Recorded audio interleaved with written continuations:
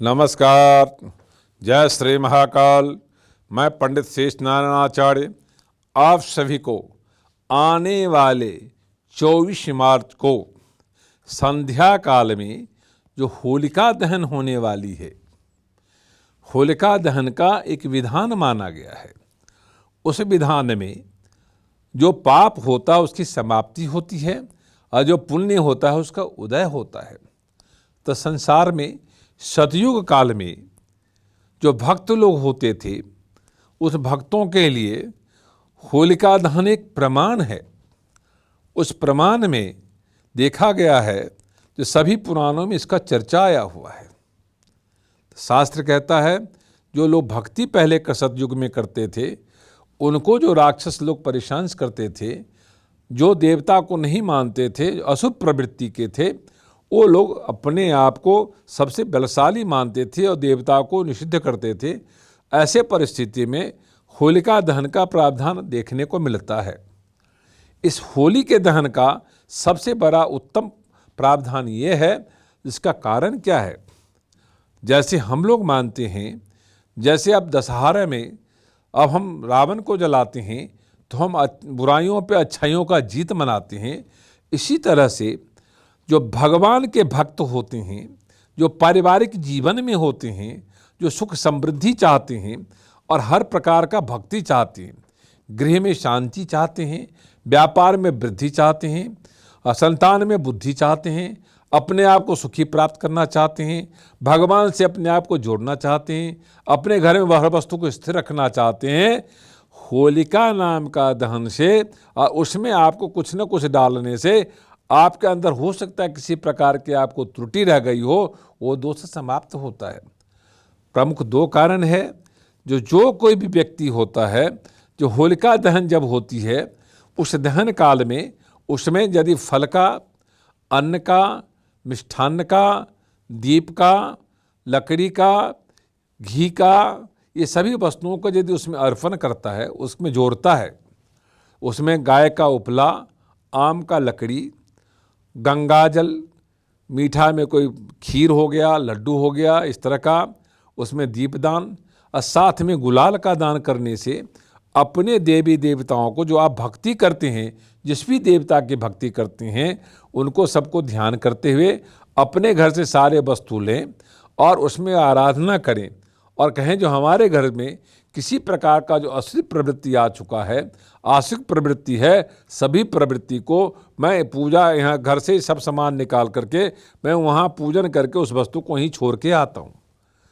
यदि आप वहाँ पे छोड़ के आते हैं, किसी प्रकार 17 प्रकार का दोष होता है। सभी दोष यदि आप अपने घर से लेकर के, जो 4 दिशाएं होती जहाँ पे होलिका दहन हो रही होती है, उस दहन के जो समाज बनाई जाती है दहन के लिए, वहाँ पे हर वस्तु को वहाँ पे आप जल से लेके, जल, फूल, फल, मिष्ठान इत्यादि से उसका पूजन करके और सभी दोष को निवारण करने के लिए वहाँ पे मन में संकल्प करके यदि आप छोड़ते हैं और साथ में वहाँ समिधा रखते हैं, यानी लकड़ी रखते हैं, आम का लकड़ी, पीपल का लकड़ी, जामुन का लकड़ी, बर का लकड़ी, किसी भी लकड़ी को आप छोड़ के आते हैं, तो 7 प्रकार का लकड़ी छोड़ के वहाँ पे आना चाहिए।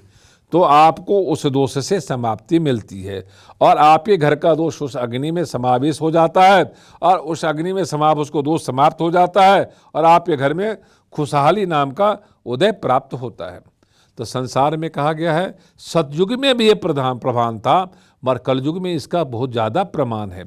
तो लोग आज भी, लौकिक लोग होलिका दहन का इंतजार करते हैं और जब होली दहन हो जाती हैं, उसके बाद अपने घर में खुशियां मनाते हैं।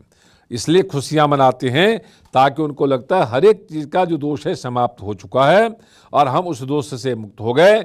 अब मुझे ईश्वर की प्रार्थना करना, अपने घर में सुख समृद्धि लाना, अपने घर में सुख शांति लाना, अपने बच्चों को आगे बढ़ाने में संपूर्ण रूप से सहायक सिद्ध होता है।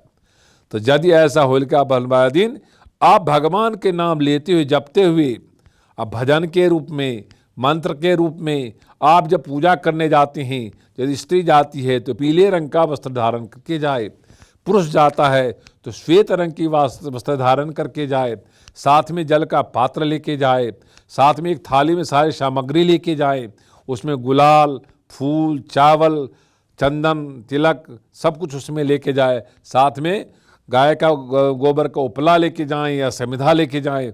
वहाँ विधिवान से पूजन करके और वहाँ पे सर्व करके जल से उसको परिक्रमा करें।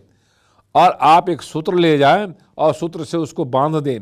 जो ऐसी किसी प्रकार का दोष है इसमें बंधा रहे, उससे बाहर ना आए। और उसमें जब बंधन हो जाता है तो 7 बार नमो भगवते वासुदेवाय नमः का मंत्र का जाप करें। ओम नमो भगवते वासुदेवाय नमः, ओ विष्णवे नमः, इस मंत्र का जाप करते हुए जाए। वहाँ 7 बार और जाप करके और माथा टेक करके वहाँ से नमो भगवते वासुदेवाय नमः मंत्र करते हुए और अपने घर आ जाएं। और होलिका दहन का जब होती है तो अपने जहाँ बैठे वहीं से उसको नमस्कार करें।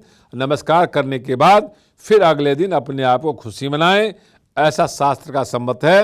होलिका दहन में जो लोग कुछ भी पार्टिसिपेट कर जाते हैं कि कोई भी चीज़ में डाल देते हैं उस दोष से मुक्त हो जाते हैं। तो आप मीठा भी डाल सकते हैं, अन्न भी डाल सकते हैं, फल भी डाल सकते हैं, समिधा डाल सकते हैं, घी डाल सकते हैं। जो जितने प्रकार का जो जलने जो दोष को समाप्त करने वाला चीज़ होता है वो सभी उसमें डाल के आते हैं। जो आप खाते हैं, जिससे आप खाना पकाते हैं, जो आपके घर में लगता है इससे कोई दोष आ रहा है तो सभी वस्तु उसमें डाल के आते हैं। वो आप दोष मुक्त हो जाते हैं और आपके घर में सुख समृद्धि आती है। ये वीडियो यदि आपको अच्छा लगा हो, लाइक करना, सब्सक्राइब करना, शेयर करना ना भूलें। ओम शांति।